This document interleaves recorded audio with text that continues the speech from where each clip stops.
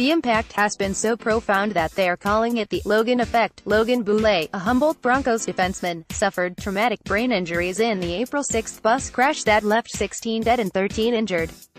Because he had registered as an organ donor on his 21st birthday, just weeks before his death, his heart, lungs, liver and kidneys were all donated and transplanted into others, with his grieving family's blessing.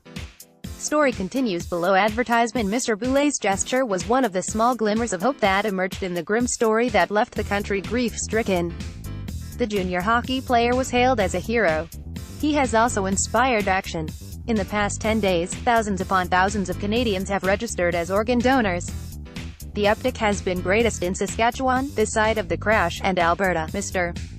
Boulet was a native of Lethbridge, and the influx of new donors has been especially strong among young people aged 16 to 24, the age group of most of those who died in the crash.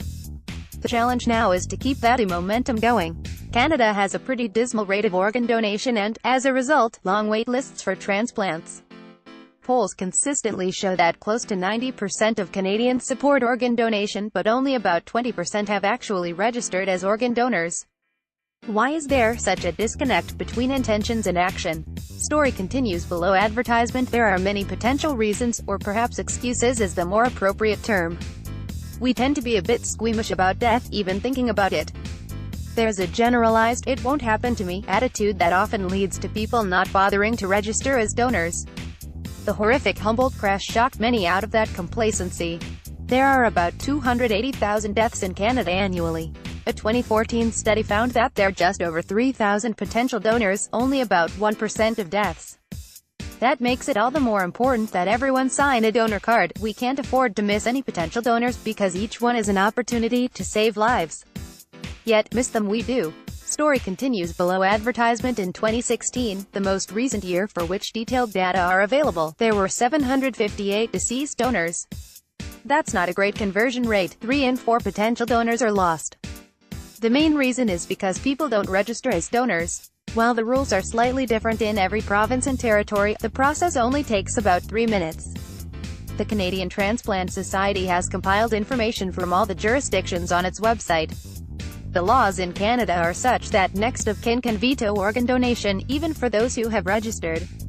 That happens surprisingly often. In about 1 in 5 cases where family members are approached, they refuse.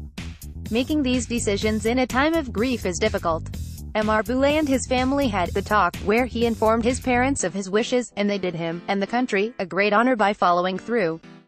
Public discussion of organ donation that has resulted has also revived the notion of presumed consent, assuming that everyone will be an organ donor unless they opt out.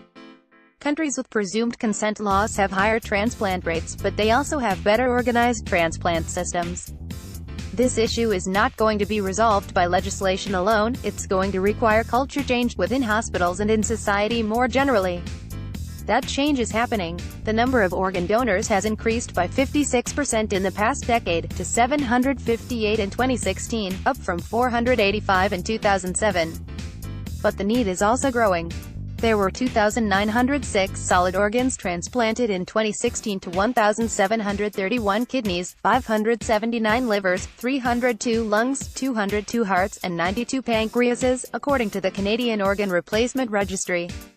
Donors can also donate bones, tendons, cornea, skin, and veins, but there are no precise data for those donations. There were also 4,469 people waiting for transplants, 3,421 for kidneys, 433 for a liver, 261 for a lung, 189 for a heart, and 165 for a pancreas.